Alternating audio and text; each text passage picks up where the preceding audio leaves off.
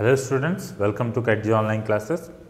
बच्चों, last class में हमने कुछ क्वेश्चन किए थे, मतलब कैपेसिटर को कनेक्ट करके फिर उसके बाद फिर बैटरी से भी कनेक्ट करने वाले क्वेश्चन हमने देखे थे। फिर चार्ज करने के बाद दो अलग अलग चार्ज वाले कैपेसिटर को भी फिर कनेक्ट करके हमने देखा था कि कितना हीट का लॉस वहाँ पे होता है। ठीक है, चलो आज स्विच के ओपन और क्लोज करने वाले क्वेश्चन जरा कर लेते हैं, जिसमें कुछ बच्चों को प्रॉब्लम आ रही थी। तो आज का पूरा क्लास बेसिकली उसी टाइप के क्वेश्चंस पे रहेगा।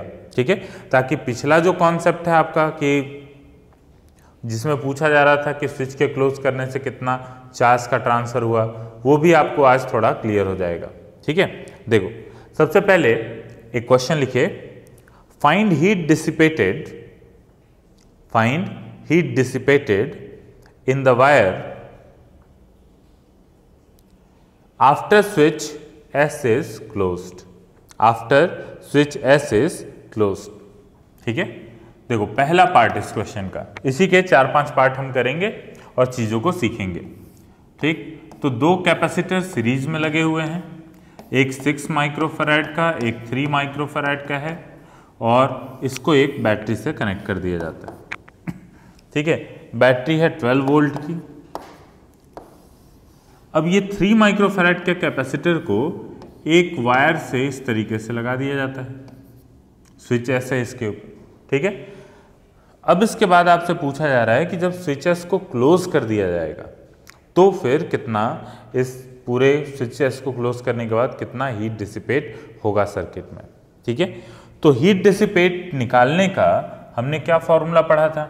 एक तो हमने पढ़ा था work done by battery is equal to change in energy of capacitor plus यहाँ पे हीट। ठीक है, तो सबसे पहले स्विच को क्लोज जब किया जा रहा है तो उसके बाद हीट अपने को निकालना है। तो अपने को क्या करना पड़ेगा, सॉल्व करना पड़ेगा। सबसे पहले स्विच को क्लोज करने से पहले कितना चार्ज है कैपेसिटर्स के ऊपर और बाद में कितना चार्ज हो रहा है, ये देखना पड़ेगा, ताकि हम ये निकाल सकें कि बैटरी से कितना चार्ज ट्रांसफर हुआ है। और एक बार को आपने ये निकाल लिया कि बैटरी से कितना चार्ज ट्रांसफर हुआ है तो वर्क डन बाय बैटरी आ जाएगा।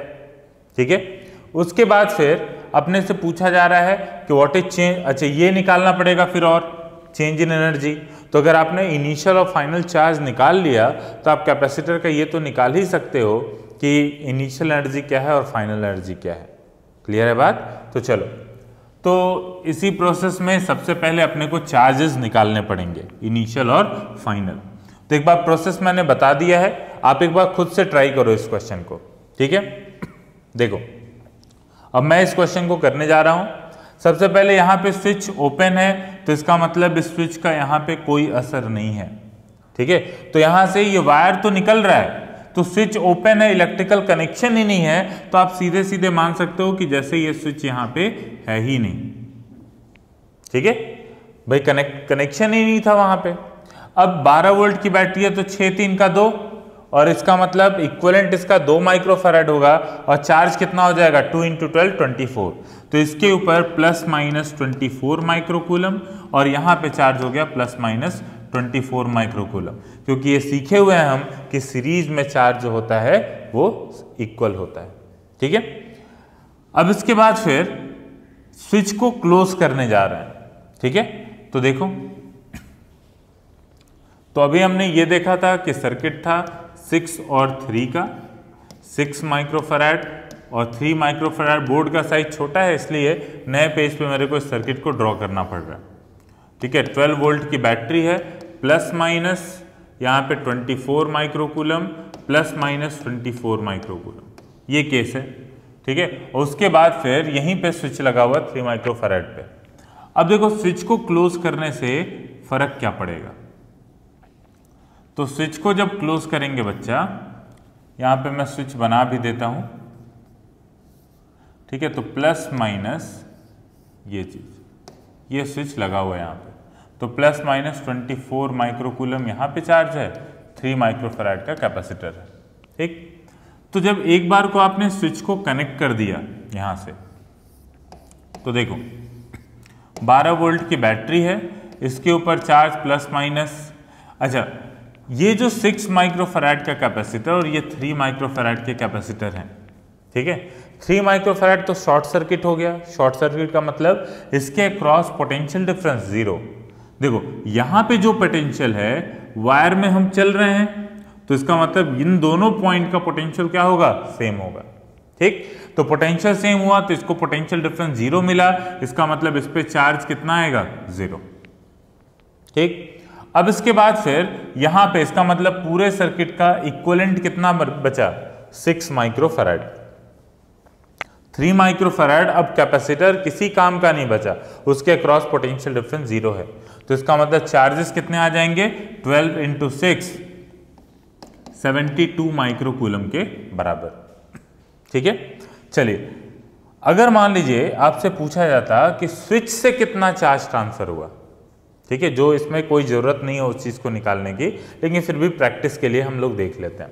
अगर पूछा जाए कि स्विच से कितना चार्ज ट्रांसफर हुआ, तो देखो बच्चा, जिस रास्ते भी आपको चार्ज पूछा जाता है कि इस रास्ते कितना चार्ज ट्रांसफर हुआ है, तो आप बस ये काउंट कर लो कि उस रास्ते से वो आगे जाके कितने प्लेट से जुड़ा हुआ है।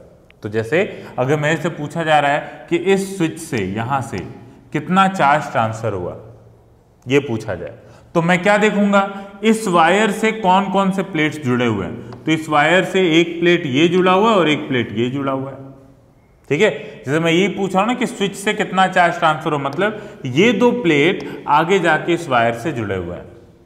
ठीक है, तो अगर मैं इस स्विच से जो भी चार्ज ट्रांसफर करेगा, ठीक है, वो किस प्लेट के चार्ज को अफेक्ट करेगा, इन्हीं 2 प्लेट के चार्जेस को अफेक्ट करने वाला है। तो इन दोनों प्लेट पे इनिशियल कितना चार्ज है, इन दोनों पे फाइनल कितना चार्ज है, इनका डिफरेंस ही क्या होगा कि स्विच से कितना चार्ज ट्रांसफर हुआ है। क्लियर है बात, ठीक है। तो देखो, तो सबसे पहले हम ये क्वेश्चन पूछा नहीं गया स्विच से चार्ज ट्रांसफर, मैं सॉल्व करवा रहा हूं बस, ठीक है, ताकि इसकी प्रैक्टिस हो जाए। तो इस पे चार्ज कितना है, -24 + 24। इसका मतलब जब स्विच क्लोज नहीं था तो यहाँ पे चार्ज 0 था और यहाँ पे भी चार्ज 0 था। ठीक है, अब स्विच के क्लोज करने के बाद देखो, यहाँ चार्ज 0 और यहाँ चार्ज -72 माइक्रोकूलम आ गया। इसका मतलब ये कि इसका मतलब इस स्विच से क्लोज करने के बाद इधर कितना चार्ज ट्रांसफर हुआ होगा, -72 माइक्रोकूलम के बराबर। ठीक है, तभी तो इन दोनों प्लेट का सम मिला के -72 हुआ, जबकि पहले इन दोनों प्लेट का सम कितना था, 0। ठीक है, तो एक ये चीज, अब इसकी खैर अपने को जरूरत नहीं है इस चीज का।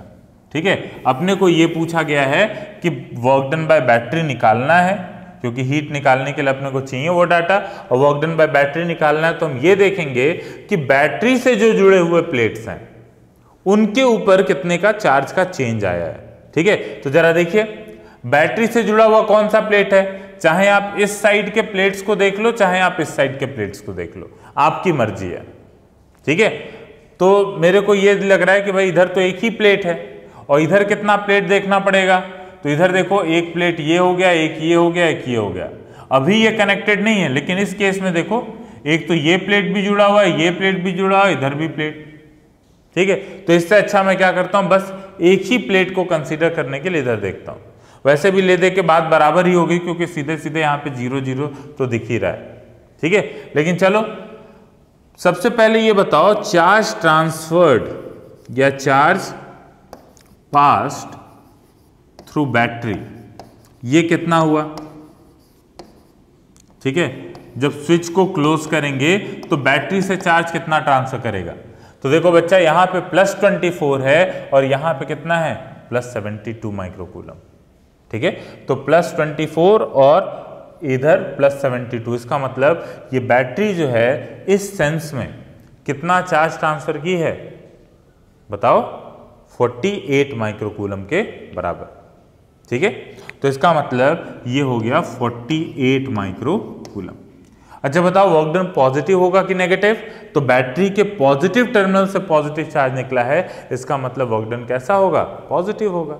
ठीक, तो इसका मतलब वर्क डन बाय बैटरी हम निकाल रहे हैं, वो कितना हो गया, charge transfer 48 multiplied by voltage कितना है, 12।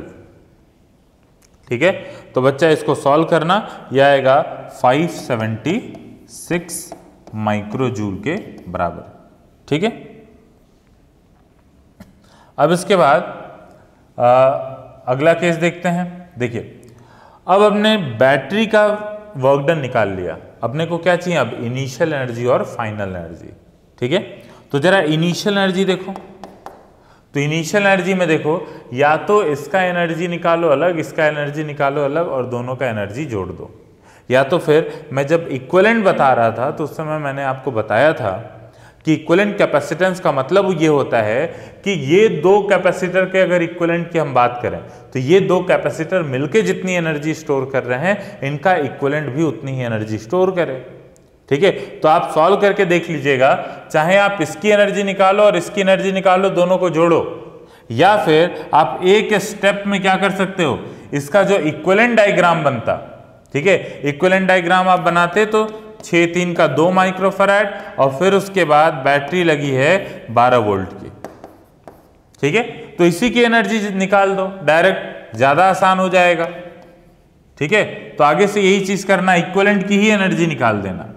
तो इसका मतलब इक्विवेलेंट कितना आया था 6-3 का 2, तो हाफ इंटू CV², तो C है 2 माइक्रोफैराड, वोल्टेज कितना 12 का स्क्वायर, इसका मतलब 2 को 2 खा गया, 12 का स्क्वायर 144 माइक्रोजूल के बराबर। क्लियर है बात? तो ये इनिशियल एनर्जी निकल गई। फाइनल एनर्जी निकालना है तो इस पे कितनी एनर्जी है 0, जो भी एनर्जी है वो इस वाले कैपेसिटर पे है, तो फाइनल एनर्जी अगर देखा जाए तो final energy half into 6 into 12 का स्क्वायर, और बच्चा ये आ जाएगा 144 मल्टीप्लाइड बाई इधर 3 बचेगा और उसकी वैल्यू 432 माइक्रोजूल के बराबर, तो ये आ गया 432 माइक्रोजूल। ठीक, आप सॉल्व करिएगा, इतना आंसर आएगा। अब हम क्या करेंगे, उस वैल्यू में रख देते हैं। देखो पहले एनर्जी था 144, अब एनर्जी कितना है 432। ठीक, एनर्जी बढ़ी तो जरूर है लेकिन उतने से नहीं बढ़ी है जितना बैटरी ने वर्क डन किया। ये वही बात हो गई कि इसका मतलब बैटरी ने भेजा तो एनर्जी कितना 576, ठीक है, लेकिन जब इन दोनों को सब्ट्रैक्ट करोगे 432 में से 144 तो आपको मिलेगा 288। ठीक, इसका मतलब बैटरी ने वर्क डन किया 576 लेकिन सर्किट में कितनी एनर्जी गई 288 के बराबर। ठीक है, तो यहां पे अगर हम डेल्टा यू कैलकुलेट करें बच्चा तो डेल्टा यू हो जाएगा final energy minus initial energy, तो वो हो जाएगा फाइनल एनर्जी कितना आया है 432 माइक्रोजूल माइनस इनिशियल एनर्जी 144 माइक्रोजूल। ठीक है, जो किया जाएगा 288 माइक्रोजूल के बराबर। ठीक है, तो ये 288 माइक्रोजूल आ गया। अब उसके बाद वर्क डन बाय बैटरी हम निकाल चुके हैं, वर्क डन बाय बैटरी कितना आया बच्चा, तो ये आया है 576 माइक्रोजूल। ठीक है, तो 576 माइक्रोजूल के बराबर हम इक्वेशन में पुट कर देते हैं। Work done by battery is equal to delta U plus heat, तो 576 is equal to 288 plus heat, तो हीट की वैल्यू आ गई देखो 288 माइक्रोजूल के बराबर। ठीक है, तो इतना हीट डिसिपेट करेगा इस सर्किट में। ठीक, चलो अगले क्वेश्चन पे चलते हैं। अगला क्वेश्चन नोट करो, इसका सेकंड पार्ट,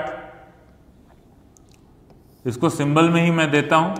एक कैपेसिटर ये लगा हुआ है, दूसरा कैपेसिटर पैरेलल में देते हैं और बैटरी है E वोल्ट की। ठीक है, तो ये कैपेसिटेंस C और ये कैपेसिटेंस C है। जल्दी से सॉल्व कर लो इस क्वेश्चन को, बताओ आंसर कितना होगा।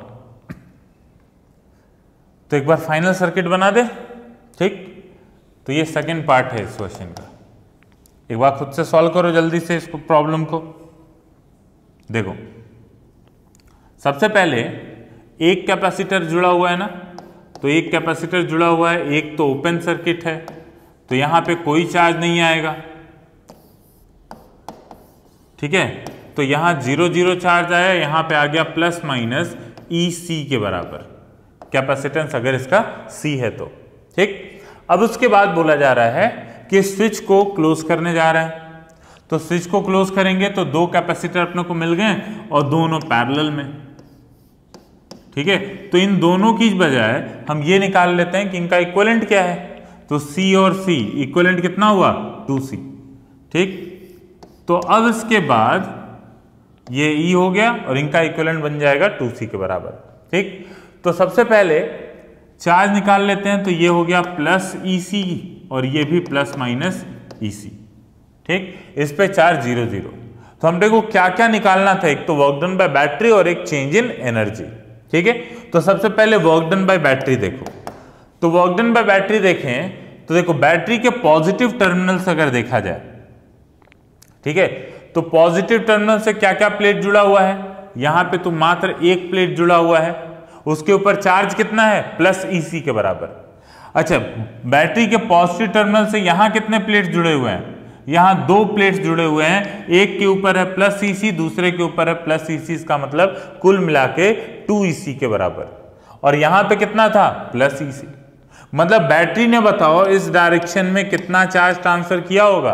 पहले था EC, अब है 2 EC, ठीक। तो इसका मतलब वर्क डन बाय बैटरी अगर आप निकालते हो तो work done by battery charge तो ट्रांसफर हुआ EC के बराबर, तो EC हो गया charge multiplied by potential difference E, ठीक। इसका मतलब कितना EC स्क्वायर।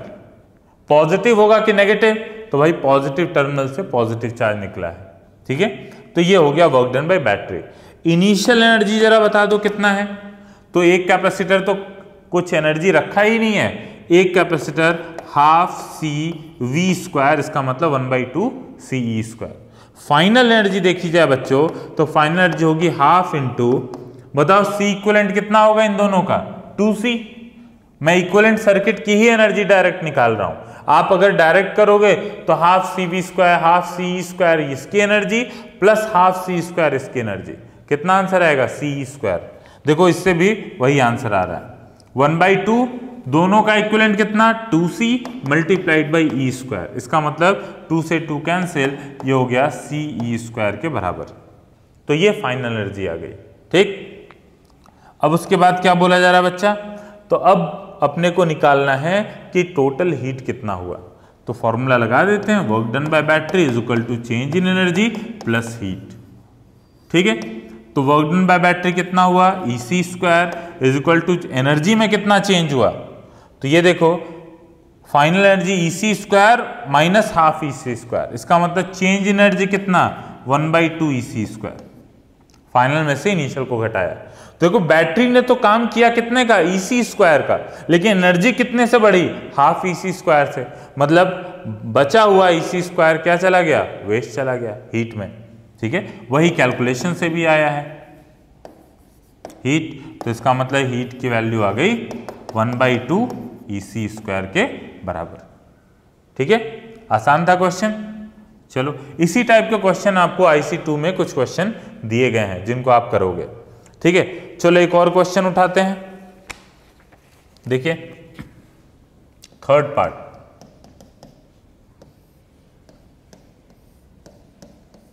देखिए अब यहां पे ये एक स्विच लगा देते हैं, स्विच से कैपेसिटेंस C, ये 2C, ये 2C और ये 4C। अब बैटरी कनेक्टेड है E वोल्ट, ठीक है। अब आपको निकालना है कि स्विच को क्लोज करने के बाद कितना हीट डिसिपेट करेगा, ठीक है। जरा जल्दी से बताओ कितना हीट डिसिपेट करेगा अगर स्विच को क्लोज करेंगे तो। ये इसका थर्ड पार्ट है, ठीक। एक बार स्क्रीन को पॉज कर लो, सोच लो, ठीक है। बहुत आसान क्वेश्चन है ये, इतना आसान है कि तुमने सोचा नहीं होगा इसको कितना आसान हो सकता है। अब देखो मैं आंसर बता रहा हूं, जरा ध्यान से देखो, क्या ये व्हीट स्टोन ब्रिज कंडीशन को फॉलो कर रहा है। तो व्हीट स्टोन ब्रिज कंडीशन को ये फॉलो किया, इसका मतलब कि यहाँ पे C/2C रेशियो कितना है 1/2, यहाँ पे 2C/4C रेशियो कितना 1/2, ठीक है। इसका मतलब यहाँ पे 1/2 का रेशियो हुआ, तो बताओ ये पॉइंट और ये पॉइंट, ठीक है, ये पॉइंट A इसको बोल दें, इसको पॉइंट B बोल दें, ठीक। तो A और B के बीच में पोटेंशियल डिफरेंस कितना होगा 0 का। इसका मतलब अगर आप 0 वोल्ट से 0 वोल्ट के बीच में वायर अगर कनेक्ट भी कर देते हो तो क्या वहां पे कोई चार्ज का ट्रांसफर होगा? कभी नहीं। ठीक है, तो कभी नहीं चार्ज का ट्रांसफर होगा। इसका मतलब चाहे आप यहाँ पे वायर को क्लोज कर दीजिए चाहे ओपन रखिए, यहाँ पे कोई फर्क पड़ने वाला सर्किट पे नहीं है। तो इसका मतलब कोई चार्ज का ट्रांसफर नहीं होगा। कोई चार्ज का ट्रांसफर नहीं हुआ, इसका मतलब स्विच को क्लोज भी करोगे तो यहाँ पे कोई हीट का डिसिपेशन नहीं होगा। ठीक है, तो इसके सॉल्यूशन में लिखिए, since circuit follows balanced Wheatstone bridge condition due to which potential difference between point A and B is zero, so on closing switch S no charge will be transferred and hence no heat will be dissipated। ठीक है, तो यहां पे कोई heat dissipate नहीं होगा। ठीक है, अच्छा एक चीज और यहां पे नोटिस करोगे आप, जब आप व्हीटस्टोन ब्रिज पढ़ रहे थे और इक्विवेलेंट सर्किट पढ़ रहे थे, ठीक है, तो वहां पे आपने देखा होगा जैसे कि अगर मैं व्हीटस्टोन ब्रिज का एक क्वेश्चन दूं कि हमने शायद यही क्वेश्चन किया हुआ था। क्वेश्चन ये था कि अगर मान लीजिए इधर 3 माइक्रोफैराड है, इधर 6 माइक्रोफैराड है, यहाँ पे 6 माइक्रोफैराड दे दिया और यहाँ पे 12 माइक्रोफैराड दे दिया। ठीक है, इस तरीके से, और बीच में कोई कैपेसिटर दूसरा लगा हुआ है। ठीक है, तो अगर मान लीजिए आपको यहाँ पे इक्विवेलेंट निकालने को पूछा जाए तो बैलेंस व्हीटस्टोन ब्रिज कंडीशन है, मतलब इस वाले कैपेसिटर का तो कोई मतलब ही नहीं है यहाँ पे। ठीक है, अगर यहाँ पे और यहाँ का पोटेंशियल सेम है तो हम जो याद करो जब सर्किट को रीड्रॉ करते थे तो हम क्या करते थे, सेम पोटेंशियल वाली चीजों को मैच करा देते थे, मतलब कि जोड़ देते थे। तो अगर कोई बच्चा क्या करे, इस कैपेसिटर को हटा के, ठीक है, हटा के सॉल्व करे तो 3 और 6 माइक्रोफैराड सीरीज में आ जाएंगे, इधर 6 और 12 माइक्रोफैराड भी सीरीज में आ जाएंगे। तो 6 3 का ऊपर हो गया 2 और 12 6 का 4, 4 2 का सी इक्विवेलेंट आ जाएगा 6 माइक्रोफैराड। ठीक है, तो इस केस में सी इक्विवेलेंट आ गया 6 माइक्रोफैराड के बराबर। ठीक, अगर कोई ये सोचे कि भाई ठीक है, ये पता चल गया अपने को कि बैलेंस व्हीटस्टोन ब्रिज में क्या होता है कि पोटेंशियल सेम है, तो वो क्या मान ले कि भाई हम सेम पोटेंशियल वालों को तो जब सिमेट्री से सर्किट को रीड्रॉ करते थे तो मैच करा देते थे, दोनों को जोड़ देते थे। अगर कोई जोड़ भी देगा तो जरा उसका भी आंसर देखो क्या डिफरेंट आ रहा है। क्या देखो, 6 3 का 9 हो गया इक्विवेलेंट 9 माइक्रोफैराड, और फिर इधर 6 और 12 पैरेलल में आ जाएंगे ना भाई। यहां और यहां पोटेंशियल सेम है तो आप क्या कर सकते हो, इनको ऐसे जोड़ सकते हो इस तरीके से। तो ये दोनों पैरेलल में, ये दोनों पैरेलल में अलग, तो इसका मतलब 12 और 6 कितना हो जाएगा, 18 माइक्रोफैराड, और इन दोनों का सीरीज फिर कितना आ जाएगा, वही 6 माइक्रोफैराड के बराबर। क्लियर है बात। तो यहां पे ये चीज दिख भी रही है कि आप वायर को क्लोज अगर कर रहे हो तो फिर वहां पे सर्किट के ऊपर कोई चेंज नहीं आ रहा है। ठीक है, तो यहाँ पे कोई चार्ज नहीं ट्रांसफर होगा, इसका मतलब हीट डिसिपेशन यहाँ पे कितना होगा, 0 के बराबर। ठीक है, चलिए 4th पार्ट करते हैं। इसे ऐसा ही, ये ध्यान देना ये व्हीटस्टोन ब्रिज नहीं है। 4th पार्ट है कि एक कैपेसिटर है C, फिर उसके साथ जुड़ा हुआ है 4C, फिर 2C है, और फिर यहाँ पे 2C। ठीक है, और ये स्विच लगा। ठीक है, इस बार व्हीटस्टोन ब्रिज नहीं मिल रहा है। ठीक है, E वोल्ट की बैटरी है। अब अपने को ये निकालना है कि जब स्विच को क्लोज करेंगे तो कितना हीट डिसिपेट होगा इस सर्किट में। ठीक है, तो जरा एक बार इसमें पहले इनिशियल स्टेज में आप चार्ज पता कर लो। अच्छा एक चीज और, इस टाइप का क्वेश्चन को करने के लिए ना कि मतलब बैटरी से कितना चार्ज ट्रांसफर हुआ है, पूरा सब पे चार्ज निकालना जरूरी नहीं है। ठीक है, आप इक्विवेलेंट पे भी चार्ज निकाल दोगे और उसका चेंज देख लोगे तो काम चल जाएगा। जैसे देखिए यहाँ पे इक्विवेलेंट कितना आएगा, C और 2C का मिल जाएगा अपने को इक्विवेलेंट। एक बार आप खुद से सॉल्व कर लो। ठीक है, सॉल्व करने के बाद ही ये सॉल्यूशन देखना। तो C और 2C का सोल्यूशन हो गया यहाँ पे 2C/3। फिर इसका इक्वलेंट हो जाएगा यहाँ पे 4C और 2C का 4C/3, ठीक। और फिर उसके बाद इन दोनों का पैरेलल आप निकालोगे तो पैरेलल आ जाएगा 2C के बराबर। तो ये कंडीशन है, बैटरी है E वोल्ट का, चार्ज हो गया देखो 2EC के बराबर चार्ज आया यहाँ पे, ठीक है। अच्छा, इसको अगर पोटेंशियल डिफरेंस E मिल रहा है तो इन दोनों को भी E पोटेंशियल डिफरेंस मिलेगा, ठीक है। तो जरा मैं चार्ज लिख दूं, सब पे देख लीजिए। तो चार्ज लिखेंगे तो इस पे चार्ज हो जाएगा 4 टाइम्स EC/3, इस पे चार्ज हो जाएगा 2 टाइम्स EC/3। देखो इन दोनों का सम करके देखो, पॉजिटिव पॉजिटिव का 2EC के बराबर आ रहा है, आ रहा होगा। अच्छा, फिर उसके बाद ये चार्ज सीरीज में है तो प्लस माइनस 2EC/3, ठीक है। तो प्लस माइनस यहाँ पे 2EC/3 आ गया, इधर प्लस माइनस 2EC/3, ठीक है। यहाँ पे आ जाएगा plus minus 4EC/3 plus minus 4EC/3, ठीक है। तो देखो जरा, इन दोनों प्लेट पे जितना चार्ज है क्या वही चार्ज यहाँ पे 2EC रखा हुआ है, ठीक है। तो आप इक्विवेलेंट सर्किट को भी यूज कर सकते हो डायरेक्ट, ठीक है। तो देखो अब इसके बाद चलते हैं, स्विच को क्लोज करते हैं। तो जरा स्विच को क्लोज करके देखो बच्चा क्या आ रहा है। तो स्विच को क्लोज किया जाए तो 2 कैपेसिटर, फिर उसके बाद फिर 2 कैपेसिटर, दोनों के बीच में स्विच था तो उसको कनेक्ट कर दिया और फिर ये बैटरी लगी है, ठीक है। कैपेसिटेंस कितना कितना था, तो कैपेसिटेंस था C और 4C यहाँ पे, और 2C और 2C, ठीक है। अब देखिए, अब ये दोनों पैरेलल में दिख रहे हैं, ये दोनों पैरेलल में, जिनको ना दिखे पैरेलल वो थोड़ा सा कोशिश करें दिखेगा। तो ये पॉइंट अगर A है तो ये पॉइंट भी A है, तो दोनों सेम पोटेंशियल है ना। तो आप इस सर्किट को रीड्रॉ कर सकते हो, ये C कैपेसिटेंस का हो गया, ये हो गया 4C कैपेसिटेंस, ठीक है। और फिर उसके बाद फिर है 2C कैपेसिटेंस, और फिर उसके बाद है यहाँ पे 2C कैपेसिटेंस, ठीक। और बैटरी लगी हुई है। अब इसका इक्विवेलेंट देखो 5C और 4C, तो 5C और 4C का इक्विवेलेंट कितना हो जाएगा, एक हो गया 5C और एक हो गया 4C, ठीक। इसका इक्विवेलेंट बच्चों निकालो, क्या देखो 20C/9 आएगा, ठीक है। तो इसका मतलब अगर चार्ज आप लिखोगे सब पे तो इस पे हो जाएगा प्लस माइनस, क्योंकि ये बैटरी E का है तो प्लस माइनस 20EC/9।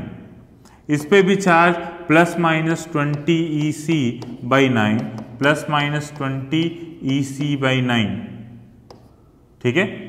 उसी तरीके से यहाँ पे चार्जेस को डिस्ट्रीब्यूट करोगे, ठीक। और फिर उसके बाद आप फाइनली इस पे भी देखोगे तो देखो इन दोनों का चार्ज कितना आएगा, इन दोनों का सम 20EC/9 ही तो आएगा।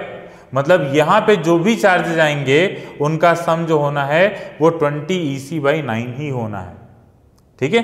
तो आप चाहो तो निकाल लो, जरूरत नहीं है इस क्वेश्चन को उसके लिए निकालने के, फिर भी प्रैक्टिस करने के लिए निकाल लेते हैं। तो पोटेंशियल डिफरेंस कितना आएगा 4EC/9 इसके अक्रॉस, ठीक है। Q/C करेंगे तो Q है 20EC/9 और डिवाइडेड बाई 5C, तो 4E/9 आ जाएगा यहाँ पे पोटेंशियल डिफरेंस। तो इस पे चार्ज हो जाएगा 4E/9, तो इसका मतलब 4E/9 इंटू C, तो ये चार्ज हो गया।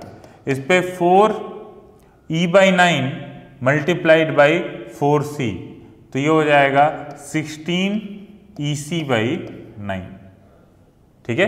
तो देखो इन दोनों का सम कितना आया, 20EC/9 के बराबर आया।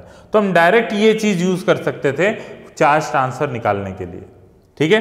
तो देखो यहां पे हमने ये पूरा कैलकुलेट किया, तो जरा इनिशियल एनर्जी यहीं पे मैं कैलकुलेट कर लेता हूं। तो हाफ इंटू इक्विवेलेंट कैपेसिटेंस बताओ 2C है इंटू E², इसका मतलब इनिशियल एनर्जी कितनी आ जाएगी CE² के बराबर, ये इनिशियल एनर्जी हो गई। जरा फाइनल एनर्जी देखते हैं इस वाले केस में। तो फाइनल एनर्जी कितनी हुई बच्चा? तो फाइनल एनर्जी है हाफ इंटू कैपेसिटेंस कितना आया है 20C/9 इंटू ई स्क्वायर। तो कितना ये हो गया 10/9 ये CE स्क्वायर के बराबर। ये फाइनल एनर्जी हो गई। ठीक है, अब अपने को क्या कैलकुलेट करना है? तो चार्ज ट्रांसफर। तो चार्ज ट्रांसफर देखा जाए तो पहले देखो आप कि पहले इस बैटरी के पॉजिटिव टर्मिनल पे कितना चार्ज था +2EC। अब कितना चार्ज है बच्चा? तो अब चार्ज है +20EC/9। अब चार्ज बढ़ गया ना।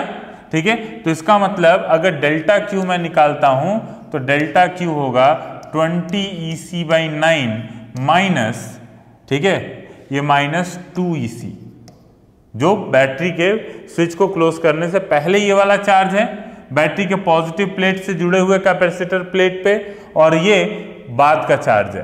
तो इसको सब्ट्रैक्ट करते हैं तो कितना आएगा ये 2EC/9।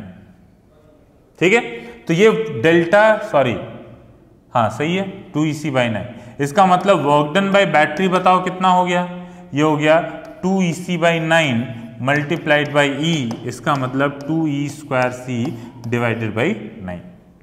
ठीक, तो हीट कैलकुलेट करना है तो इक्वेशन है work done by battery is equal to delta U plus heat. इसको सॉल्व करते हैं तो ये हो गया 2E²C/9 इज इक्वल टू, अब देखो डेल्टा U कितना आएगा? तो 10/9 CE² था, उधर CE² था, तो फाइनल एनर्जी ज्यादा है तो ये लिखेंगे 10/9 CE² minus CE² plus heat.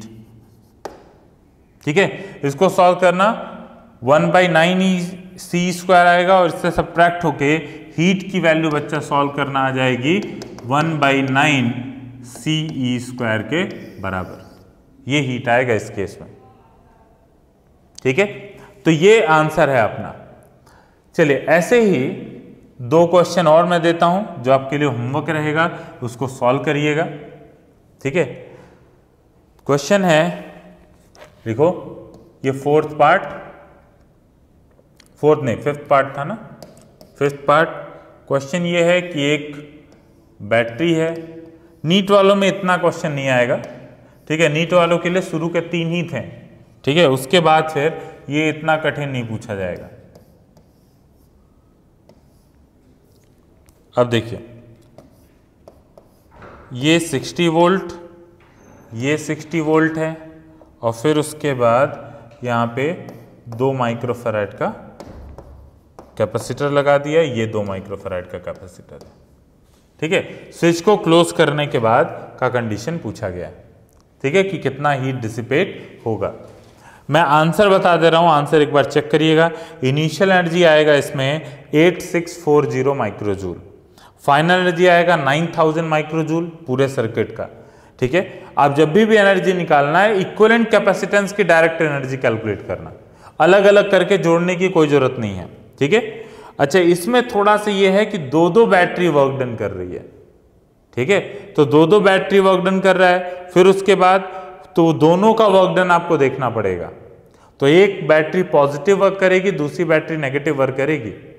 ठीक है, तो ध्यान से इस चीज को करना।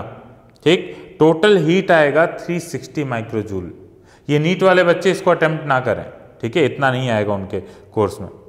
ठीक, हीट निकालना 360 माइक्रोजूल आएगा। बहुत अच्छा क्वेश्चन है, इसको जरूर सॉल्व करिएगा। ठीक है, एक तो क्वेश्चन ये हो गया, एक और होमवर्क देता हूं। ठीक है, और ये 2 क्वेश्चन आप ट्राई करके रखोगे अगली क्लास में।